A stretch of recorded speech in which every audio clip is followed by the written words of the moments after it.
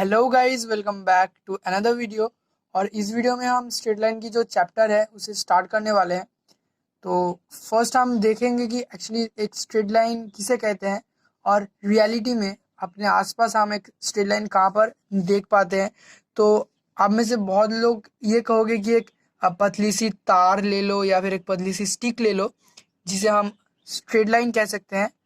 तो अगर हम देखेंगे कि स्ट्रेट लाइन की जो डेफिनेशन है वहाँ पर किसे एक स्ट्रेट लाइन कहा गया है। यहाँ पर कहा गया है कि अगर हमने दो प्लेन ले लिया जो कि नॉन पैरेलल है। सपोज ये एक प्लेन है और एक प्लेन हमने कुछ ऐसे ले लिया। ओके, सो ये नॉन पैरेलल प्लेन है और वो जहाँ पर इंटरसेक्ट करते हैं उसे कहा जाता है एक स्ट्रेट लाइन। मतलब सपोज आप एक बॉक्स को सोच सकते हो। सपोज एक बॉक्स की एग्जांपल ले लेते हैं हम यहाँ पर कि ये एक बॉक्स है। ओके, सपोज ये एक बॉक्स है। तो इस बॉक्स में आप कोई भी अब इस दो प्लेन के बारे में सोचो। इस बॉक्स में ये दो प्लेन नॉन पैरेलल है और ये प्लेन एक जगह पर एक लाइन पर ये इंटरसेक्ट करता है। तो ये जो इंटरसेक्टिंग लाइन हो रहा है यहाँ पर आप देख सकते हो, इस लाइन को हम कहेंगे स्ट्रेट लाइन। तो फर्स्ट हम देख लेते हैं कि स्ट्रेट लाइन की इक्वेशन कैसे हो सकता है। Equation of A straight line, equation of A straight line, straight line की एक इक्वेशन 3D में। दो तरीके से हम स्ट्रेट लाइन की इक्वेशन लिख सकते हैं। एक है जनरल फॉर्म और दो है सिमेट्रिकल फॉर्म।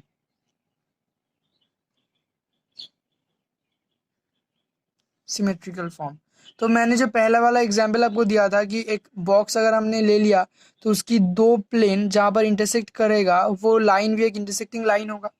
तो जनरल फॉर्म जो होता है वो बहुत ही आसान होता है। कैसे लिखा जाता है एक जनरल फॉर्म? एक जनरल फॉर्म दो प्लेन की इक्वेशन से लिखा जाता है। मतलब दो प्लेन जो कि नॉन पैरेलल है, दो प्लेन जो कि नॉन पैरेलल है वो जहाँ पर इंटरसेक्ट करता है वो एक इंटरसेक्टिंग लाइन होता है, वही एक स्ट्रेट लाइन होता है। सपोज हमने दो प्लेन ले लिया यहाँ पर, नॉन पैरेलल प्लेन जो इंटरसेक्ट करेगा। Suppose ax plus by plus cz plus d equals to 0 और a1x या फिर a dash x plus b dash y plus c dash z plus d dash equals to 0। ये दो plane है जिसकी intersecting line एक straight line है। कोई भी दो नॉन पैरेलल प्लेन अगर हम लेंगे तो उसकी इंटरसेक्टिंग लाइन एक स्ट्रेट लाइन होगा। तो ये स्ट्रेट लाइन को हम ऐसे ही लिख सकते हैं कि दोनों प्लेन की इक्वेशन बस आप साथ में लिख दो ऐसे। तो आप ऐसे भी लिख सकते हो या फिर ऐसे लिख सकते हो, X plus B Y plus C Z plus D equals to 0 equals to A dash X plus B dash Y plus C dash Z plus D dash. या फिर आप ऐसे लिख सकते हो। यह है इन जनरल फॉर्म में एक स्ट्रेट लाइन की इक्वेशन। आप कोई भी स्ट्रेट लाइन लो, आप 3D में कोई भी अगर एक स्ट्रेट लाइन आप लोगे तो वो ऑफ कोर्स एक दो प्लेन की इंटरसेक्टिंग लाइन ही होगा। ओके, ये आपको याद रखना है।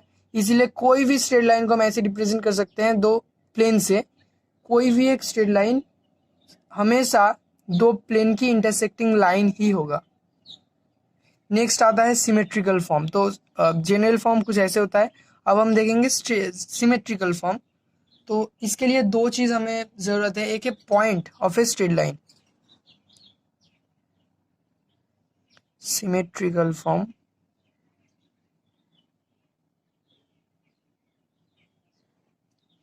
तो इसके लिए हमें ज़रूरत है एक पॉइंट का। सपोज एक स्ट्रेट लाइन के ऊपर एक पॉइंट हमें दिया गया हो। सपोज इसका नाम दे देते हैं x1 y1 और z1। ये एक पॉइंट है स्ट्रेट लाइन के ऊपर और इसकी एक डायरेक्शन कोसाइंस दिया गया है। हम आगे जानेंगे कि डायरेक्शन कोसाइंस किसे कहते हैं। तो अभी हम इन जनरल जान लेते हैं कि LMN इसे कहते हैं डायरेक्शन कोसाइंस। तो अगर हमारे पास अगर डायरेक्शन कोसाइंस है और एक पॉइंट है उस स्ट्रेट लाइन की, तो हम इससे सिमेट्रिकल फॉर्म में स्ट्रेट लाइन की इक्वेशन लिख सकते हैं। और सिमेट्रिकल फॉर्म में इक्वेशन कुछ ऐसे होते हैं कि x minus x1 by L equals to y minus y1 by M equals to z minus z1 by n। Symmetrical form कुछ ऐसे लिखा जाता है जहाँ पर LMN या तो डायरेक्शन कोसाइंस हो सकते हैं या फिर डायरेक्शन रेशियोज होते हैं। तो यहाँ पर मैं लिख देता हूँ कि यहाँ पर हमने मान लिया कि LMN डायरेक्शन रेशियोज कोसाइंस है, कोसाइंस है। लेकिन अगर आपके पास एक सिमेट्रिकल फॉर्म में एक इक्वेशन दिया गया हो स्ट्रेट लाइन का, आपने देखा हो किताब में कि ऐसे एक इक्वेशन जहाँ पर यहाँ पर पॉइंट दिया हुआ है 2 3 4, यहाँ पर भी 5 3 8, ऐसे कुछ पॉइंट्स अगर दिया हुआ हो, तो इस जो नीचे है एलिमेंट की जो वैल्यू होगा नंबर में, वो या तो डायरेक्शन कोसाइंस हो सकते हैं या फिर डायरेक्शन रेशियोज होते हैं। हम आगे जानेंगे कि इनमें फ़र्क क्या होता है डायरेक्शन रेशियोज और कोसाइंस में। तो ये कुछ ऐसा होता है। तो यहाँ से एक चीज़ हमें, यहाँ से दो चीज़ निकल के आ रहा है। तो यहाँ पर मैंने फिर से जो सिमेट्रिकल फॉर्म हमने लिखा था उसे मैंने फिर से लिख लिया, और उसके राइट साइड में मैंने इसे सभी इक्वल्स टू आर कर दिया। यहाँ पर लेट से कि ये सभी इक्वल्स टू आर है, तो मैंने इसे फिर से जो है X minus x1 by L equals to R कर दिया। यहाँ पर Y minus y1 by M equals to R, और यहाँ पर z minus z1 by N equals to R. अगर हम ये करेंगे तो हमें इन तीनों से एक्स वाई और जेड की वैल्यू मिलेगा। आप देख सकते हो यहाँ पर कि अगर हम इसे मल्टीप्लाई कर दे आर एल, तो यहाँ पर हो जाएगा आर एल, और माइनस जो x1 है वो राइट साइड में चला जाएगा। तो x की वैल्यू यहाँ से आएगा x1 प्लस आर एल, और यहाँ से y equals to y1 plus M R, और यहाँ पर z की value z1 plus N R. तो हमें ऐसे कुछ वैल्यूज यहाँ पर आ रहा है x y और z की इस स्ट्रेट लाइन से। सो यहाँ पर आर एक पैरामीटर है, और कोई भी पॉइंट कोई भी एक वैल्यू आर के लिए ये जो एक्स वाई और जेड वाला जो हमें पॉइंट यहाँ पर मिला, हम इसे ऐसे लिखते हैं x1 plus R L, y1 plus M R और z1 प्लस एन आर। ये एक पॉइंट होगा उस स्ट्रेट लाइन। सपोज हम इसको नाम दे देते हैं P, हम इसको सपोज नाम दे देते हैं, इसका नाम है P। तो ये वाला जो पॉइंट है, ये पॉइंट इस स्ट्रेट लाइन का एक पॉइंट होगा कोई भी वैल्यू आर के लिए। यहाँ पर आर एक पैरामीटर है, तो आप देख सकते हो कि कैसे हमने इसे निकाला। सो यहाँ पर और एक इम्पॉर्टेंट सी चीज़ आप नोट कर लो। इम्पॉर्टेंट सी चीज़ है कि the symmetrical equations X Y और जेड एक्सिस की, हमें पता है कि 3D में 3 एक्सिस होते हैं। हम इसको एक्स नाम दे सकते हैं, इसको वाई, और सपोज ये जेड है। तो तीनों एक्सिस भी एक स्ट्रेट लाइन है। जैसे कि आप ये देख लो कि ये वाला है वाई जेड प्लेन, ये वाला है एक्स जेड प्लेन, और ये वाला है एक्स वाई प्लेन। तो ऑब्वियसली ये जो प्लेन्स हैं ये पैरेलल नहीं है, तो ये एक जगह पर जो इंटरसेक्ट करता है, और ये दो प्लेन भी इंटरसेक्ट करेगा इस पे, और ये दो प्लेन इसमें। तो ये जो 3 इंटरसेक्टिंग लाइन है वही है हमारा एक्सिस। हमें पता है एक्स वाई और जेड, ये तीनों जो एक्सिस है ये भी एक स्ट्रेट लाइन है। तो इस 3 जो स्ट्रेट लाइन है इसके कुछ खास इसकी सिमेट्रिकल फॉर्म है, हम लिखते हैं यहाँ पर। आप भी लिख लो, इसे नोट कर लो। The equations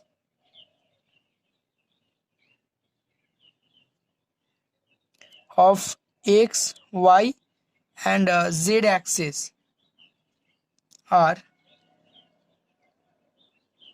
x by y z।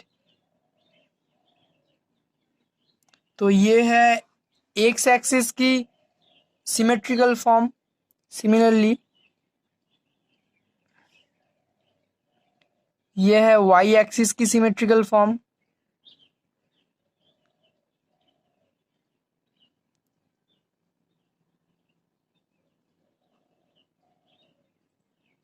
और यह है जेड एक्सिस की सिमेट्रिकल फॉर्म। तो ये तीनों चीज़ आपको याद रखना है। सिर्फ इतना याद रख लो कि अगर हम एक्स एक्सिस की सिमेट्रिकल फॉर्म निकालना चाहते हैं तो बस वाई और जेड की नीचे 0 आ जाएगा और एक्स के नीचे 1 आ जाएगा। सिमिलरली वाई एक्सिस के लिए ये है एक्स एक्सिस का, ये है वाई एक्सिस का और ये है जेड एक्सिस का। ये आपको याद रखना है, जब हम क्वेश्चन करेंगे तो उसमें बहुत सारी जगह पर ये काम आएगा। तो अब हम देखते हैं कि कैसे हम एक इक्वेशन निकाल सकते हैं एक स्ट्रेट लाइन की जहाँ पर 2 पॉइंट दिया हुआ हो। तो ऐसे क्वेश्चन हमने बहुत किए हैं क्लास 12 में। सो फिर से एक बार रिवाइज कर लेते हैं उसी चीज़ को कि इक्वेशन ऑफ स्ट्रेट लाइन, कि ऐसे स्ट्रेट लाइन की इक्वेशन कैसे निकाले जहाँ पर 2 given points, equation of A straight line passing through 2 given points, जहाँ पर 2 पॉइंट दिया हुआ हो। एक स्ट्रेट लाइन की इक्वेशन जो स्ट्रेट लाइन 2 पॉइंट से पास करता हो। सो सपोज हम 2 पॉइंट यहाँ पर ले लेते हैं। एक पॉइंट P ले लेते हैं जिसका कोऑर्डिनेट्स है x1 y1 और z1, और एक पॉइंट Q जिसकी सपोज कोऑर्डिनेट्स है x2 y2 और z2। तो इससे जो स्ट्रेट लाइन बनेगा उसका इक्वेशन कुछ ऐसा होगा, x minus x1 by x2 minus x1 equals to y minus y1 by y2 minus y1, z minus z1 by z2 minus z1। एक तो ऐसे हम लिख सकते हैं जो कि सिमेट्रिकल फॉर्म में आएगा ऑब्वियसली, और सेकेंड हम ऐसे भी लिख सकते हैं कि x minus x2 by x1 minus x2, y minus y2 by y1 minus y2 और z minus z2 z1 minus z2। ये दोनों इक्वेशन एक सेम स्ट्रेट लाइन की है, तो आप दोनों ही यूज़ कर सकते हो यहाँ पर। ओके, सो 2 पॉइंट से पास करता हुआ एक स्ट्रेट लाइन की इक्वेशन कुछ ऐसे होगा। अब हम यहाँ पर कुछ इंपॉर्टेंट रूल्स देख लेते हैं जिन्हें हमें याद रखना है क्वेश्चन सॉल्व करते वक्त। तो सपोज हम एक स्ट्रेट लाइन लेंगे और एक प्लेन लेंगे। सपोज एक प्लेन है जिसका इक्वेशन है ax plus B Y plus C Z plus C Z plus D equals to 0। ये एक प्लेन की इक्वेशन है। तो इस प्लेन की जो डायरेक्शन कोसाइंस है आप देख सकते हो ए बी सी, जो कि एक्स की जो कोएफिशिएंट होता है एक्चुअली वो है ए बी और सी यहाँ पर। ओके, ये आपको याद रखना है। और यहाँ पर अगर हम एक स्ट्रेट लाइन लेते हैं सिमेट्रिकल फॉर्म में, suppose x minus X dash by L equals to Y minus Y dash by M equals to Z minus Z dash by N. Suppose ये एक स्ट्रेट लाइन है जिसकी डायरेक्शन कोसाइंस ए element है। सो इनके बीच में कुछ relations हैं, हम देखेंगे। फर्स्ट कि अगर ये जो स्ट्रेट लाइन है वो इस प्लेन से पैरेलल है। सपोज ये एक प्लेन है और ये स्ट्रेट लाइन कुछ ऐसे है, मतलब पैरेलल, जो कभी ये स्ट्रेट लाइन इस प्लेन को इंटरसेक्ट नहीं करेगा। तो यहाँ पर एक रिलेशन आता है कि A L plus B M plus C N equals to 0 होगा। Okay, A L plus B M plus C N equals to 0 होगा। और अगर ये स्ट्रेट लाइन प्लेन में लाई नहीं करता है तो एक कंडीशन आता है। अब ये समझ लो कि लाई करता है और लाई नहीं करता, इसका मतलब क्या है। सपोज ये एक स्ट्रेट लाइन है और ये उसकी उस पार है। अब जैसे कि अब मैं समझ सकते इसकी मतलब, ओके, इसकी उस पार है तो इस यहाँ पर कुछ डिस्टेंस है अगर, तो इसका मतलब है कि ये इसमें लाई नहीं करता है। सपोज मैं आपको समझाने की कोशिश करता हूँ। सपोज मैंने यहाँ पर एक पेपर ले लिया और सपोज ये एक प्लेन है। ओके, सपोज ये एक प्लेन है। तो अगर मैंने ये प्लेन, इसको आप स्ट्रेट लाइन समझ सकते हो। तो अगर मैंने इस पेन को सपोज यहाँ पर रखा है, जैसे कि आप देख सकते हो। तो ये अगर एक प्लेन है तो इसकी 4 साइड्स में हम इसको कहीं पर भी जो है इसकी लेंथ को ज़्यादा कर सकते हैं। सपोज अगर हम इसे करेंगे ऐसे, जैसे कि आप देख सकते हो, सपोज ये अगर प्लेन हो और स्ट्रेट लाइन इसके जस्ट पास में ऐसे हो, तो हम अगर इसकी लेंथ को इस तरफ से बढ़ा देंगे तो ये स्ट्रेट लाइन जो है इसमें लाई कर जाएगा। ओके, सो ये स्ट्रेट लाइन जो है यहाँ पर लाई कर जाएगा, जैसे अगर इस केस में ऐसे हो। लेकिन अगर सपोज ये एक स्ट्रेट लाइन हो और ये जो प्लेन है वो कुछ ऐसे हो, सपोज इस साइड में, तो अगर हम इसकी चारों साइड को अगर बढ़ाते भी रहेंगे तो भी जो है ये स्ट्रेट लाइन यहाँ पर लाई नहीं करेगा इस प्लेन में। तो लाई का मतलब होता है कि इस प्लेन में ही हो कुछ ऐसे। अगर यहाँ पर भी होगा, आप देख सकते हो इसे, अगर ये ऐसे भी हो तो इसे अगर हम ज़्यादा बढ़ा दें इस तरफ पे तो भी ये जो स्ट्रेट लाइन होगा इस प्लेन में लाई कर जाएगा। लेकिन इन केस अगर स्ट्रेट प्लेन कुछ ऐसे हो और ऐसे ये पैरेलल हो, ये प्लेन हो और ये ऐसे पैरेलल हो, तो ये यहाँ पर कभी भी लाई नहीं करेगा। अब जैसे आप देख सकते हो, तो यही होता है एक्चुअली प्लेन में लाई करता है कि नहीं करता है। तो आई होप आपको समझ में आ गया होगा कि प्लेन में लाई करने वाला पैरेलल कैसे होता है और पैरेलल होके भी लाई नहीं करता वो केस कैसे होता है। तो इन केस कि वो पैरेलल हो पर लाई ना करे,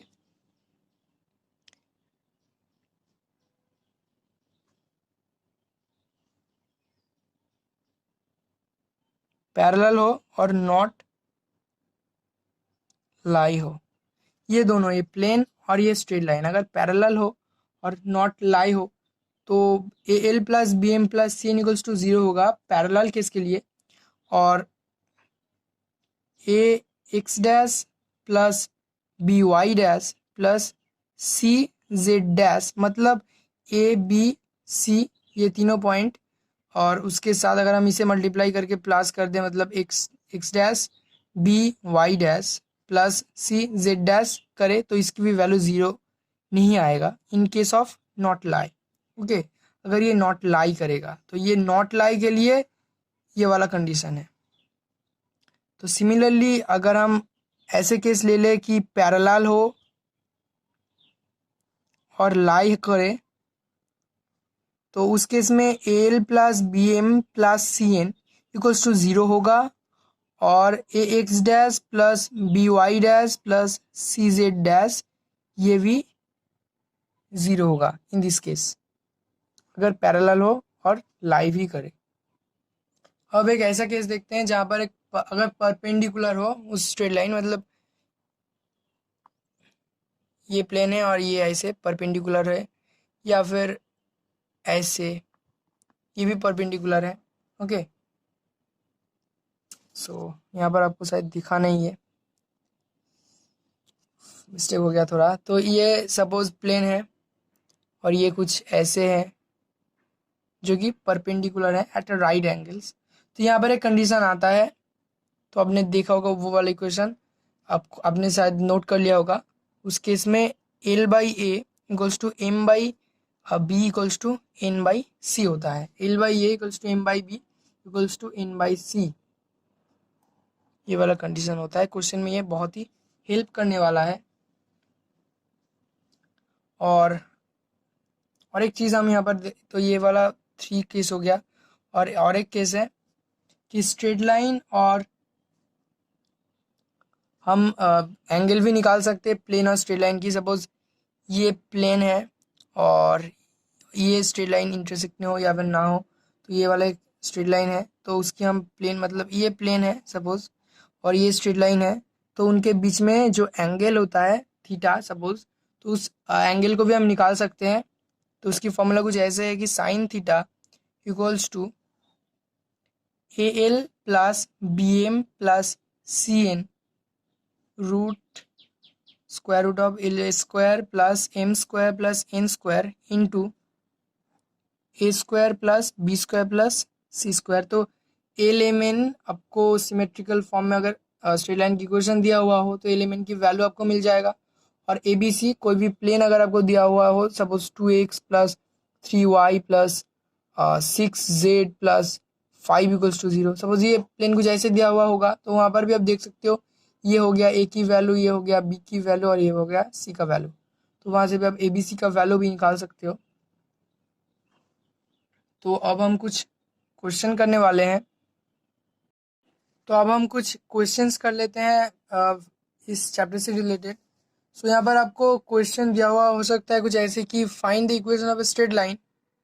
तो हम इसको 3 क्वेश्चन में डिवाइड करते हैं कि equation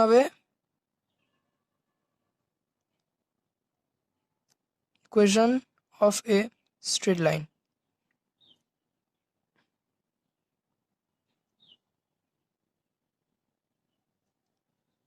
equation of A straight line. तो आपको यह क्वेश्चन कुछ ऐसे दिया हो सकता है कि आप जो स्ट्रेट लाइन है उसकी इक्वेशन निकालो। तो यहाँ पर 3 केसेस हो सकता है। एक कि गिवन 2 पॉइंट्स, सेकेंड हो सकता है कि 1 पॉइंट, एक पॉइंट दिया हुआ हो और बताया गया हो कि parallel to a straight line. एक पॉइंट दिया गया हो और एक स्ट्रेट लाइन दिया गया हो जिससे ये वाला स्ट्रेट लाइन जो है पैरेलल होगा। और एक केस हो सकता है कि 1 पॉइंट दिया हुआ हो और दिया हुआ हो कि perpendicular to a straight line, perpendicular to a straight line या फिर parallel to a straight line. तो पहली वाली क्वेश्चन हम करते हैं कि गिवन 2 पॉइंट्स, कि सपोज आपको 2 पॉइंट दिया हुआ हो यहाँ पर कि -3 8 4। पहली वाली क्वेश्चन हम करते हैं -3 8 4 और 2 3 5। ये दोनों पॉइंट आपको दिया हुआ हो तो इससे हम एक स्ट्रेट लाइन की क्वेश्चन कैसे लिख सकते हैं। तो ये बहुत ही आसान क्वेश्चन है कि हम करेंगे x माइनस, पहली पॉइंट ले लेते हैं suppose. So x minus -3 y minus 8 equals to z minus 4 by 2 minus of -3 by 8 -3 और यहाँ पर z minus 4 divided by 4 minus 5 minus 4। So यहाँ पर थोड़ा गड़बड़ हो गया, यहाँ पर 3 माइनस 8 होगा, यहाँ पर 3 माइनस 8 और यहाँ पर 5 माइनस 4। x माइनस x1, अब इन तीनों को समझ लो, x1 y1 एंड z1 और इसको x2 y2 एंड z2। तो ये हो जाएगा x minus x1 by y2 minus y1, x2 minus x1 sorry x minus x1 by x2 minus x1, y minus y1 by y2 minus y1 and z minus z1 by z2 minus z1। So equation कुछ ऐसे आ रहा है x plus 3 by 5 equals to y minus 8 by minus 5 equals to z minus 4 by 1। कुछ ऐसा आ रहा है इसका इक्वेशन। नेक्स्ट हम देखते हैं कि जहाँ पर एक पॉइंट दिया हुआ हो और एक स्ट्रेट लाइन पैरेलल हो, पैरेलल स्ट्रेट लाइन की इक्वेशन दिया हुआ हो। सपोज यहाँ पर एक पॉइंट दिया हुआ है कि 1 2 3, ये point, a straight line passes through this point and parallel to a straight line, parallel to a straight line की इक्वेशन कुछ ऐसे दिया हुआ है x by 2 equals to y by 4 equals to z by 3। Okay, तो इसको भी हम बहुत ही आसानी से कर सकते हैं ये वाला क्वेश्चन कि इक्वेशन ऑफ ए प्लेन, जिसको नंबर दे देते हैं 1। Equation of a plane, equation of a plane through the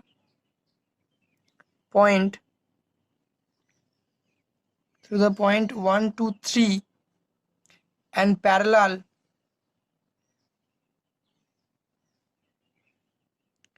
to the straight line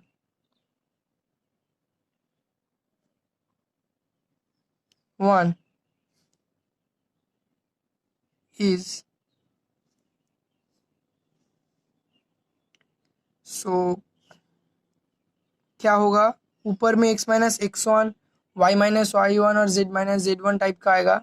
तो पॉइंट हम लिखेंगे x minus 1 equals to Y minus 2 equals to z minus 3, और नीचे क्योंकि ये parallel to the straight line ये है, अगर कोई भी स्ट्रेट लाइन पैरेलल हो तो उनकी जो डायरेक्शन रेशियोज या फिर कोसाइंस होते हैं वो एकदम सेम हो जाते हैं। तो यहाँ पर हम इसे ही लिख सकते हैं 2, 4 एंड 3। आपको याद रखना है कि अगर स्ट्रेट लाइन जिसका भी क्वेश्चन निकालना चाहते हो वो कोई और एक स्ट्रेट लाइन से पैरेलल है तो उनकी जो डायरेक्शन रेशियोज होते हैं वो एकदम सेम हो जाते हैं। यहाँ पर 2, 4 और 3 जैसे कि आप देख सकते हो। और अभी थर्ड वाला केस हम करेंगे जहाँ पर एक स्ट्रेट लाइन दिया हुआ होगा जिसकी एक पॉइंट और एक परपेंडिकुलर। तो नेक्स्ट हम एक ऐसा क्वेश्चन लेते हैं जहाँ पर हमें पॉइंट दिया गया है और एक परपेंडिकुलर लाइन दिया गया है। तो यहाँ पर सपोज पॉइंट हमारा है -1, 1 एंड -3। ओके, ये है एक पॉइंट और परपेंडिकुलर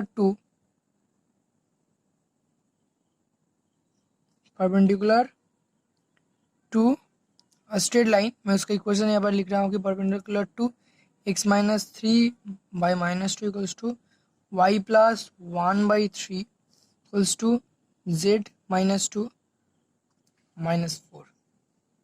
ये एक स्ट्रेट लाइन है जिसके ऊपर परपेंडिकुलर है हमारा स्ट्रेट लाइन और वो स्ट्रेट लाइन इस पॉइंट से भी पास करता है।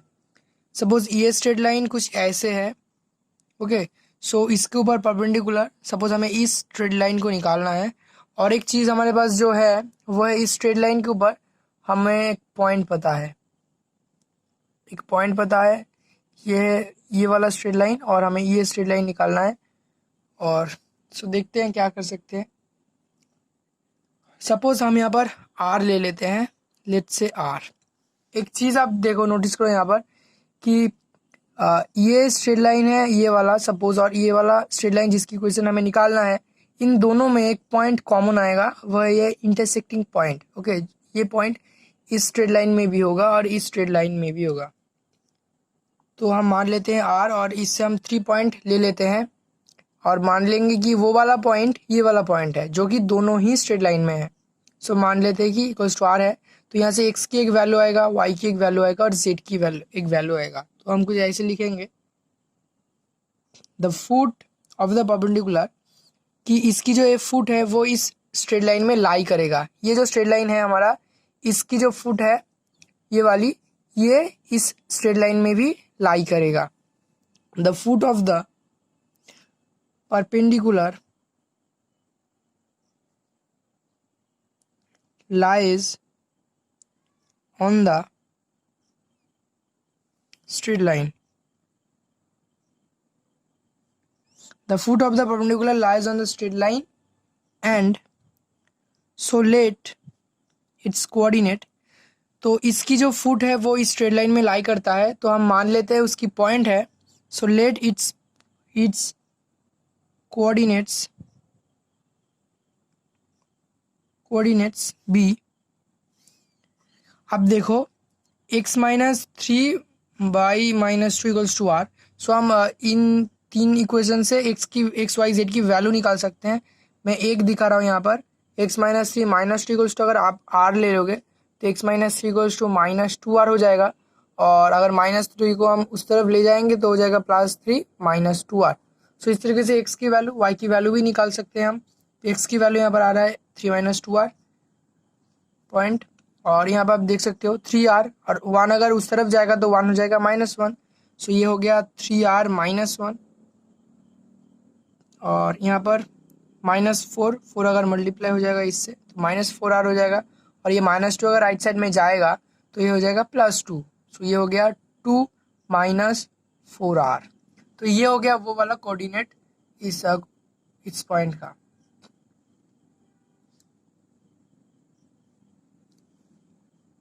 Where r is a parameter, r एक पैरामीटर है।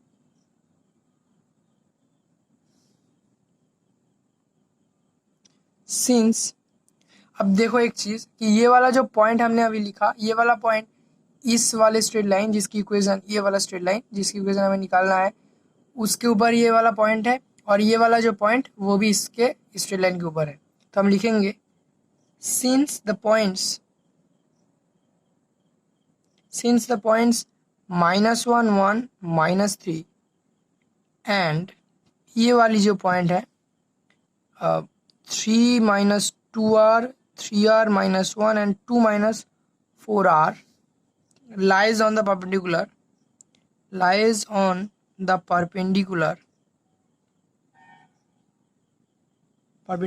मतलब इसको हम परपेंडिकुलर कह रहे हैं इस वाले स्ट्रेट लाइन को, कि सिंस द पॉइंट्स -1, ये वाला पॉइंट और ये वाला पॉइंट दोनों ही स्ट्रेट लाइन में है, lies on the perpendicular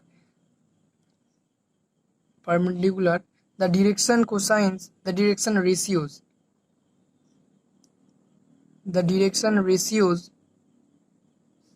of the perpendicular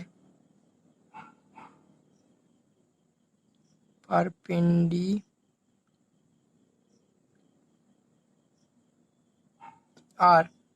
अब एक चीज आप याद करो कि जब हमने क्वेश्चन किया था टू गिवन पॉइंट से कैसे हम स्ट्रेट लाइन की इक्वेशन लिख सकते हैं, टू गिवन पॉइंट से कैसे हम स्ट्रेट लाइन की इक्वेशन लिख सकते हैं, और हमने ऊपर में किया था x - x1 और नीचे किया था x2 - x1। ये एक पॉइंट था और ये एक पॉइंट था, तो नीचे हमें डायरेक्शन रेशियोज मिल रहे थे हर एक बार। तो यहाँ पर भी अगर हम करेंगे y2 - y1 और यहाँ पर भी z2 - z1, तो नीचे हमें ये और ये तीनों क्या मिल रहे थे, डायरेक्शन रेशियोज की वैल्यू मिल रहे थे, डायरेक्शन रेशियोज की वैल्यू। तो यहाँ पर भी हमारे पास दो पॉइंट यहाँ पर है कि ये वाला एक पॉइंट है, मतलब ये वाला एक पॉइंट है और ये वाला पॉइंट है। अगर हम किसी भी एक को फर्स्ट रख के उससे अगर दूसरा को हम माइनस करेंगे तो हमें डायरेक्शन रेशियोज की वैल्यू मिलेगा। सो हम लिखते हैं कि the direction ratios of the perpendicular are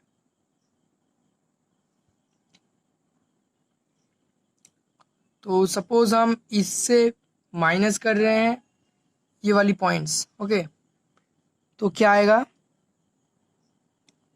अब माइनस कर लो। सो हम 3 - 2r 3r -1 2 -4r, इस पॉइंट से अगर इसको माइनस करेंगे -1 1 और -3, मैं ये राफली कर रहा हूँ यहाँ पर, ओके, सो मैं इसे राफली कर रहा हूँ। तो क्या होता है, x की कोऑर्डिनेट से x की कोऑर्डिनेट माइनस होता है, y की कोऑर्डिनेट से y की कोऑर्डिनेट और z की कोऑर्डिनेट से z की कोऑर्डिनेट। तो आप देख सकते हो 3 - 2r है, उससे अगर -1 माइनस होगा मतलब क्या हो जाएगा, 1 प्लस हो जाएगा, तो ये हो गया 4 - 2r। अब इसको देखो 3r -1 है और यहाँ पर 1 माइनस होगा, 3r -1 है 1 माइनस होगा, तो 3r -1 -1 मतलब 3r -2, 3r -2। लास्ट कैसे है 2 - 4r, इससे आप माइनस करेंगे -3 को, -3 को माइनस करने का मतलब है माइनस माइनस से प्लस हो जाएगा, +3, 2 - 4r +3, 3 और 2 प्लस हो जाएगा तो 5 हो जाएगा यहाँ पर, तो 5 - 4r हो जाएगा, 5 - 4r। तो हमारे पास जो डायरेक्शन रेशियोज की वैल्यू आ गया वो है 3 नहीं 4 - 2r, 4 - 2r 3r -2 और 5 - 4r। तो हमने क्या किया, डायरेक्शन रेशियोज निकालने के लिए दो पॉइंट था हमारे पास उस स्ट्रेट लाइन के ऊपर, तो उसको हमने बस माइनस कर दिया एक से दूसरे को, इससे हमने माइनस कर दिया इसको, तो हमें मिल गया डायरेक्शन रेशियोज कौन सी स्ट्रेट लाइन का, जिसकी इक्वेशन हम निकालने वाले हैं। ना अब एक चीज याद कर लो कि अगर परपेंडिकुलर है तो क्या होगा, परपेंडिकुलर अगर है कोई भी स्ट्रेट लाइन, ये स्ट्रेट लाइन इससे अगर परपेंडिकुलर है तो दोनों का जो ये डायरेक्शन रेशियोज का मल्टीप्लिकेशन करके सम 0 होगा।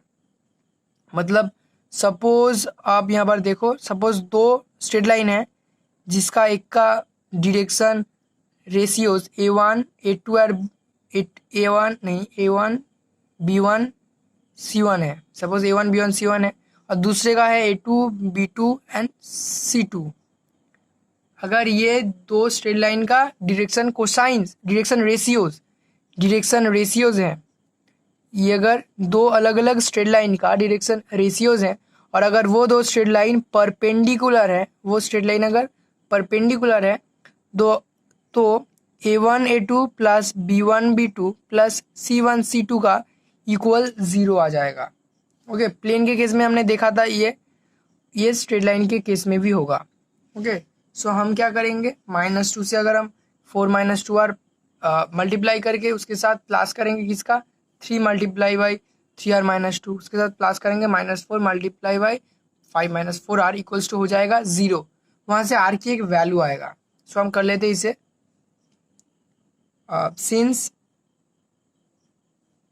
since the two straight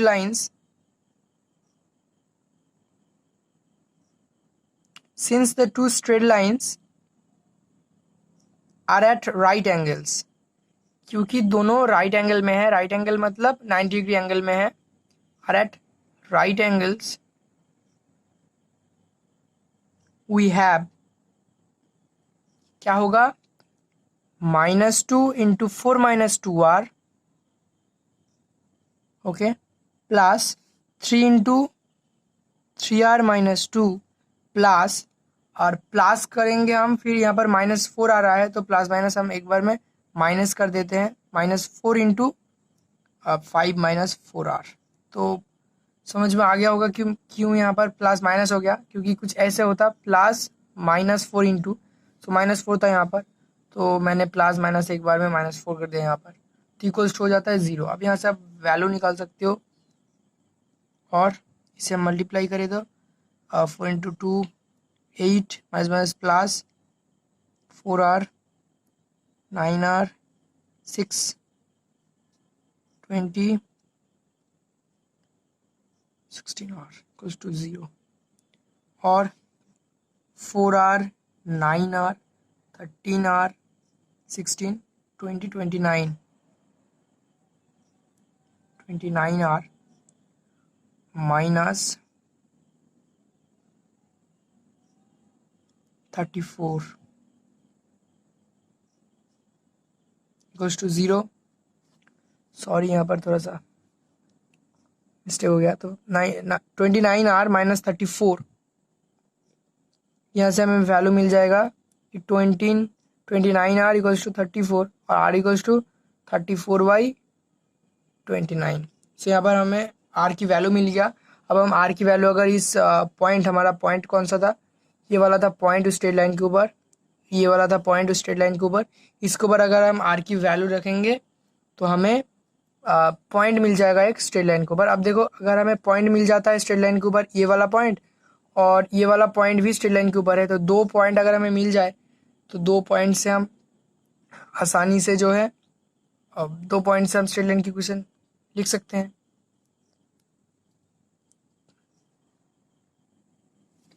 तो ये वाला था वो वाला पॉइंट, और मैंने दूसरा पॉइंट भी यहाँ पर लिख दिया है -1 1 और -3, ये वाला है हमारा r का वैल्यू। सो द पॉइंट की वैल्यू भी हम लिख सकते हैं यहाँ पर, then the coordinates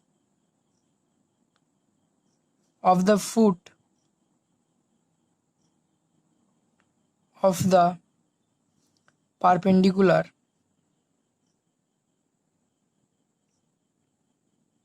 are. Perpendicular हम क्यों कह रहे हैं, दूसरे वाले स्ट्रेट लाइन को हमें याद रखना होगा, क्योंकि एक स्ट्रेट लाइन ऐसे है, जो हमारा स्ट्रेट लाइन है वो इसके ऊपर परपेंडिकुलरली है, okay, at the right angles. So इसीलिए हम इस वाले स्ट्रेट लाइन को परपेंडिकुलर कह रहे हैं, बार बार परपेंडिकुलर, ताकि हमें पता चले कौन सी स्ट्रेट लाइन की बात यहाँ पर हो रहा है, इसलिए हम इसे परपेंडिकुलर कह रहे हैं। Then the coordinate of the foot, यहाँ पर कोऑर्डिनेट्स ऑफ द फुट मतलब इस वाले जगह जहाँ पर इंटरसेक्ट हो रहा है, उस वाले जगह को यहाँ पर फुट कहा जा रहा है, ओके, इसे हम फुट कहते हैं, परपेंडिकुलर की फुट।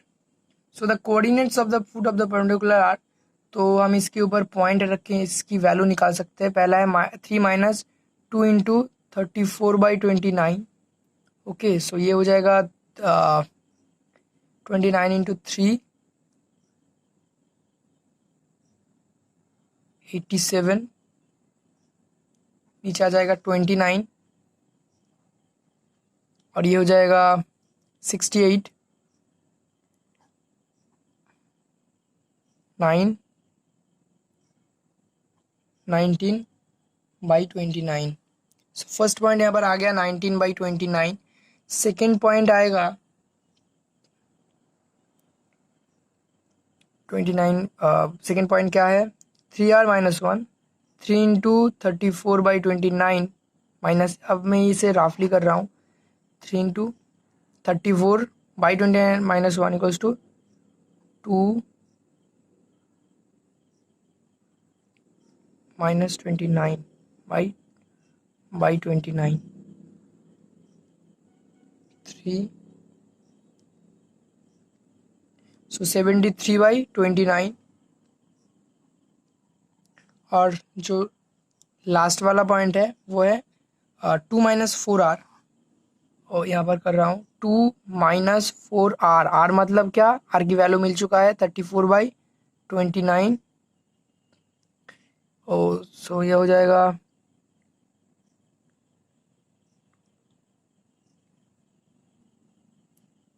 58 minus 34 into 4 136। सो ये वाला नेगेटिव पॉइंट आ रहा है हमारा, लिख लेते हैं 8/78/29, और ये नेगेटिव आ रहा है, सो ये हो जाएगा -78/29। Then the coordinates of the foot of the perpendicular are 19/29। Okay, सो ये वाला है कोऑर्डिनेट ऑफ दिस पॉइंट। सो अब हमें क्या करना है, हमें इक्वेशन के लिए 2 पॉइंट इनफ है। पहले वाले क्वेश्चन हमने किया था कि अगर 2 पॉइंट दिया हुआ हो तो उससे स्ट्रेट लाइन बहुत ही आसानी से लिखा जा सकता है। तो हम यहाँ पर लिख लेंगे कि the equation of the perpendicular are, final answer, the equations. Okay, so यहाँ पर एक चीज़ आपको लिखना है कि द इक्वेशंस, जब भी हम स्ट्रेट लाइन की इक्वेशंस लिखेंगे द इक्वेशंस लिखेंगे और आर लिखेंगे, क्योंकि कोई भी अब सिमेट्रिकल फॉर्म में एक स्ट्रेट लाइन लिखते हो तो बहुत सारे पॉइंट से वो सेटिस्फाई होते हैं। ओके, वो वाला स्ट्रेट लाइन, तो हम the equations of straight line लिखते हैं, the equations of the, so यहाँ पर the equations of the perpendicular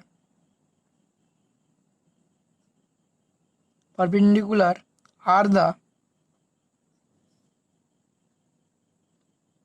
equations of the straight line passing through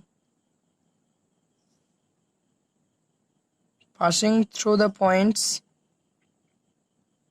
-1, 1, -3 and ये वाला पॉइंट 19/29, 73/29 एंड -78/29, ये पॉइंट विच आर। सो यहाँ पर आपको क्या करना होगा, आपको इस 2 पॉइंट से आप इसकी जो है वैल्यू निकाल सकते हो स्ट्रेट लाइन की।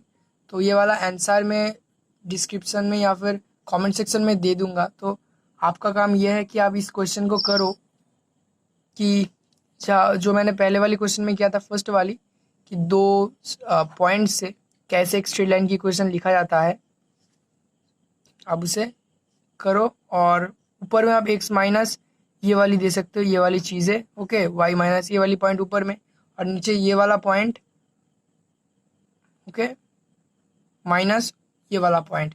सो मैं चाहता हूँ कि आप ये क्वेश्चन खुद से करो ताकि आपको क्लैरिटी आएगी, और ऐसे क्वेश्चन बहुत सारे आप अपनी किताब में ढूंढो, और अगर मुझसे हो सके तो मैं ऐसे क्वेश्चंस को डिस्क्रिप्शन में भी दे दूंगा जिससे कि आप उसे प्रैक्टिस कर पाओ, उसके साथ इसका आंसर भी होगा।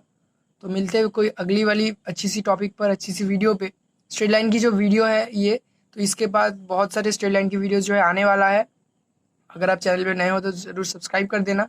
स्ट्रेट लाइन की बहुत सारे क्वेश्चन जो आने वाले हैं, और कोई भी क्वेश्चन में अगर आपको कुछ डाउट है तो आप कमेंट सेक्शन में ज़रूर बताना। और अगर आपको ये वीडियो समझ में आया तो भी आप बताना कि आपको पूरी तरीके से समझ में आया क्वेश्चंस और जो भी हमने किया था फर्स्ट स्ट्रेट लाइन के ऊपर। सो मिलते कोई अगली वीडियो पे, तब तक के लिए goodbye and take care.